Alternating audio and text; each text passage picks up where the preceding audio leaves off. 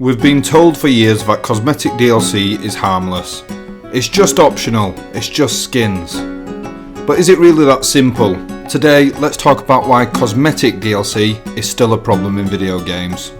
At first glance, paying a few quid for a cool outfit or weapon skin doesn't seem like a big deal. After all, instead of selling cosmetic weapons, they could be selling completely overpowered, best-in-slot weapons instead. And we wouldn't want that, so we should think ourselves very, very lucky. I mean, game developers need to make a living as well. They've got to put bread on the table too. How would games like World of Warcraft survive if they didn't sell cosmetic items in-game? Well, there's the expansions they sell every 2 years and the monthly subscription. Oh, and the realm transfers and character name changes. And of course, let's not forget WoW tokens as well. Oh, and max level boosts, mounts, pets, cosmetic gear upgrades. Ah, but the last ones are only cosmetic, you might say. Well, not exactly.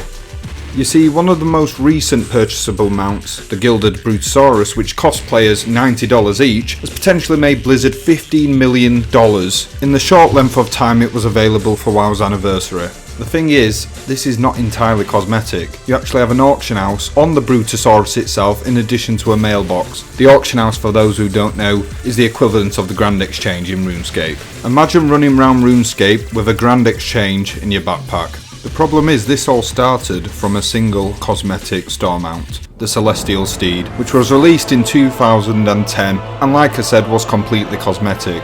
But fast forward to the present day and the store mounts are no longer purely cosmetic, in the space of just, 15 years. Bloody hell, I'm getting old.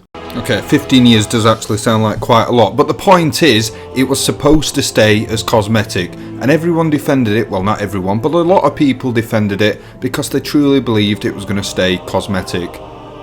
It didn't. The fact that people accepted this from the start and went out and bought the mount opened the floodgates for the situation we have now, where almost every new game has a cash shop that sells cosmetic overrides. To be fair to World of Warcraft, I'm picking on it a little because I have played it more than a lot of other games. However, the first instance of cosmetic DLC was the Oblivion horse armour. I just wasn't playing Oblivion at that time, so I couldn't shake my fist in the air, you see. I'm not going to spend this video convincing everyone that cosmetic items are rampant in video games. The chances are you already know that anyway, that's why you clicked on the video. And we all probably know the reason why they're so prevalent. It's because they're super profitable to game developers. The problem is, it's framed in such a dishonest way, as if it's the only way game developers can make money and the only business model that actually works. When this is just nonsense, especially with how many avenues of income Blizzard have. Yet they still choose to make cosmetic overrides in a game that is essentially an RPG. This is insane, which leads me to my next topic, the elephant in the room. MMORPGs are games that usually begin with creating your character in the character creation screen. For most games, this is the first experience you have with the game. You take your time with it as it's important to you how your player looks. It immerses you into the world before you've even entered the actual game. It is then about leveling your character as you explore the world, whilst picking up bits of gear as you progress. Your character progression and strength is often expressed visually in the form of armour, weapons, mounts, pets, and even titles. These cosmetic items are a key part of your player identity, status, and expression. There's also a reason why psychologically people tend to sink far more hours into playing multiplayer games like World of Warcraft or RuneScape over single player games, despite many players opting to play most of these games solo without much player-to-player interaction. People like to show off their achievements to other people. We're social creatures after all. If anything, it helps validate the tens of thousands of hours you've put into the game if other people can at least acknowledge it. Going around with a skill cape on RuneScape or wandering around with the time-lost proto-drake back in Wrath of the Lich King. Many people spend their endgame in WoW collecting new mounts, pets and transmog sets for the gear. All of these being mainly cosmetic. This is the elephant in the room. For an MMORPG, cosmetic items are not part of the gameplay, they are the gameplay. Why do you kill the final boss in the raid over and over again? For the weapon it drops, or the cosmetic title it gives. But why do you need this weapon? You've already managed to kill the hardest boss in the game without it.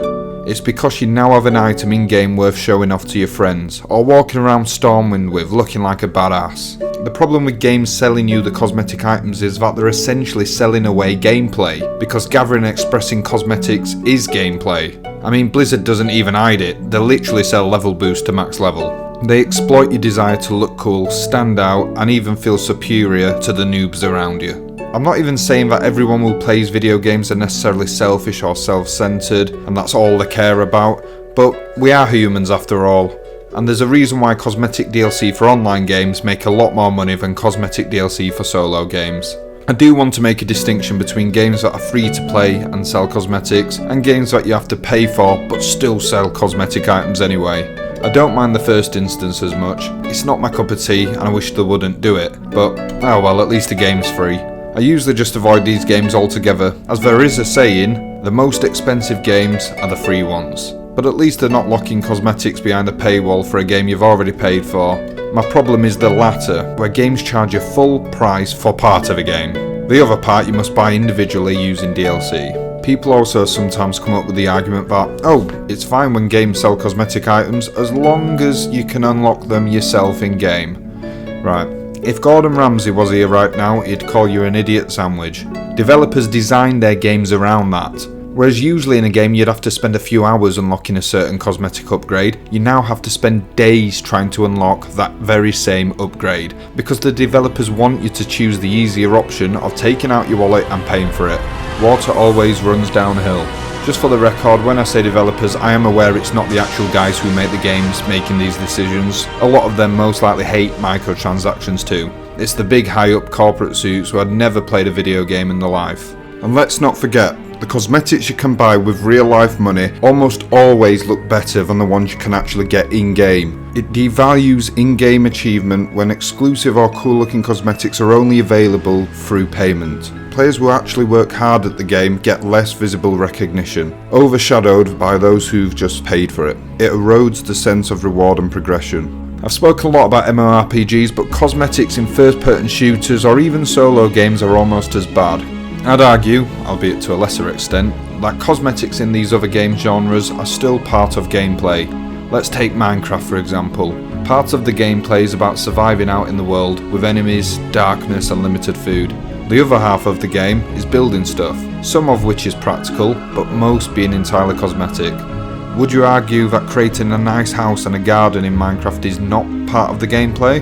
If so, then why are you spending time on a character creation menu or even picking some nice transmogs or collecting WoW mounts not considered gameplay?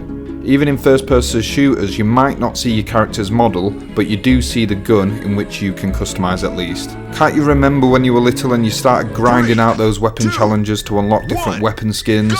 Or in some games completing achievements to unlock new cosmetic characters like in Time Splitters. This was part of the game. To remove the ability to unlock characters, skins and cosmetic options from the game just to sell it back to you is not defendable in my opinion. Yes, it's profitable. You know what else is? Making a brilliant game that everyone wants to play like Elden Ring, Witcher 3 or Gollum. Sell DLCs if you want to prolong the life of a game and make extra money. That's absolutely fine if done correctly. Witcher 3's DLC are super long and are arguably better than the base game.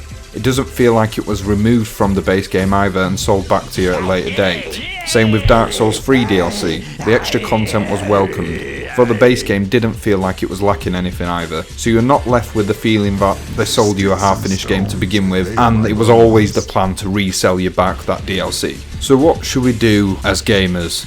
There's nothing much we can do other than vote with our wallets. Be the change you want to see in the world. If you don't like cosmetic cash shop options in a game, don't play that game.